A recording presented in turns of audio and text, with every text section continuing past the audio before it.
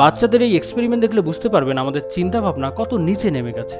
এখানে আফ্রিকা এবং আমেরিকার বাচ্চাকে একসাথে রাখা হয়, যাদের বয়স 4 বছর থেকে অ্যারাউন্ড 10 বছর ছিল। তাদের সামনে একটা টেবিল রাখা হয়, যার উপর দুইটা পুতুল ছিল। পুতুল দুইটা অবিকলই ছিল, শুধুমাত্র তাদের গায়ের রঙের পার্থক্য ছিল। প্রথমেই আমেরিকার বাচ্চাদেরকে জিজ্ঞেস করা হয় যে এখানকার মধ্যে সবথেকে সুন্দর পুতুল কোনটা। তো বাচ্চারা বলে হোয়াইট কালারেরটা। তো তারপর তাদের জিজ্ঞেস করা হয় এখানকার মধ্যে খারাপ পুতুল কোনটা। তো বাচ্চারা বলে কালো রঙেরটা। অবাক করার বিষয়, এবার যখন আফ্রিকার বাচ্চাদেরকে নিয়ে আসা হয় এবং তাদেরকেও সেম কোশ্চেন করা হয় যে এখানকার মধ্যে সবথেকে সুন্দর পুতুল কোনটা, তো তারাও বলে হোয়াইট কালারেরটা। এবং তাদেরকে যখন জিজ্ঞেস করা হয় এখানকার মধ্যে খারাপ পুতুল কোনটা, তো তারা কি বলে জানেন? কালো রঙের পুতুল খারাপ পুতুল। জানেন কেন এই অবস্থা?